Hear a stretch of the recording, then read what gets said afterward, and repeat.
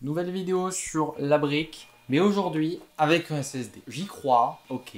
Il est vieux, il est pas puissant, il est nul, mais moi je pense qu'il y a quand même un gain à tirer d'un truc comme ça, non?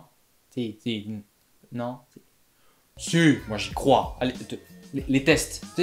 Go, les tests, on va les faire. Vous allez voir, moi j'y crois. Alors pour rappel des caractéristiques du PC, paf le screen, voilà, vous savez ce qu'il y a dedans et tout, ou alors allez voir la première vidéo que j'ai fait sur ce PC portable pour avoir un petit peu plus de détails. Les tests c'est toujours pareil, démarrage de Windows, ouverture de Google Chrome, ouverture de YouTube, ouverture d'un document texte, ouverture d'un tableur et éteindre le PC.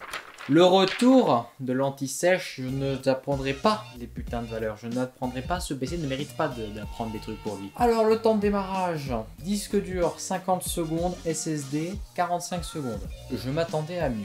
Là je suis déçu. Non, là le SSD m'a déçu des gains. Là. Un petit gain de 10%.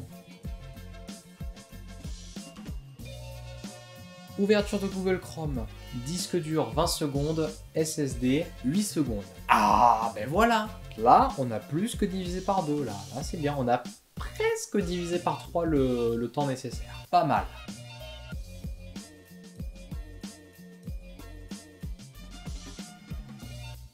Ouverture de YouTube, 16 secondes pour les deux.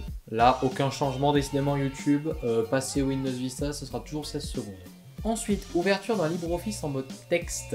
Disque dur 44 secondes, SSD 14 secondes. Là, on a plus que divisé par 3. Et là, c'est bien.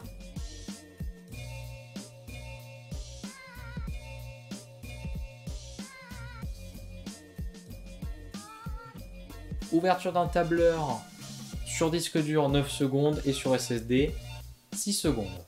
Le gain est là, mais... Et enfin, extinction du PC, 28 secondes avec le disque dur et 15 secondes avec le SSD.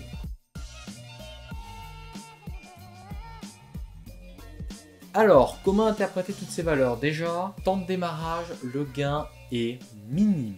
On a gagné 5 secondes, je m'attendais à ce que le PC démarre en 30 secondes, perso. Ensuite, ouverture de Google Chrome, là le gain est impressionnant, passer de 20 secondes à 8, ça se ressent qu'il y a un SSD, clairement. Ouverture de YouTube, 16 secondes dans les deux cas, là il y a 0 changement. Ouverture de LibreOffice, là on a divisé par 3 le temps, et là je suis content, tu vois, d'avoir un SSD. Pour un tableur, on passe de 9 à 6 secondes, mais ça c'est parce que le machin est déjà préchargé dans la RAM et tout, donc le gain n'est pas plus significatif que ça. Et enfin, extinction du PC, il s'éteint plus rapidement.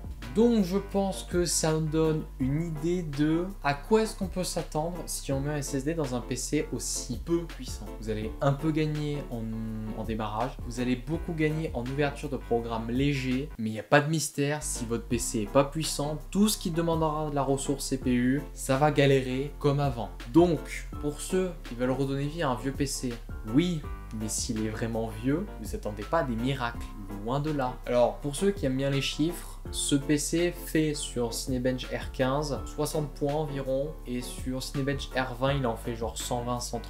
Pour info, l'autre PC, celui que j'avais testé il y a super longtemps, où j'ai fait mes vidéos sur le SSD, c'était un i3 qui tapait plus de 200 points sur Cinebench R15, et là le SSD, oh il tue sa mère. Là c'est efficace. Donc voilà, un SSD oui, pour des PC pas vraiment pas puissants, je pense que vous allez plus perdre de l'argent qu'autre chose. Donc voilà, c'est tout pour cette vidéo et peut-être même pour cette série, parce que honnêtement je ne sais pas si je vais aller plus loin, parce que si je vais aller plus loin ça me demanderait de mettre en jeu de l'argent en fait, et ça me ferait chier vraiment de mettre de l'argent pour un truc aussi pas puissant, surtout pour des gains qui sont aléatoires on va dire, quoique à plus de 300 likes, oui 300, j'en ai rien à péter, 300. J'achète des composants pour ce PC. Voilà, je le mets là. Voilà, 300 likes, j'achète des composants pour ce PC. Sur ce, n'hésitez pas à vous abonner, à liker, à partager, à commenter. Ça fait toujours plaisir. Sur ce, c'était Geeker. Allez, salut.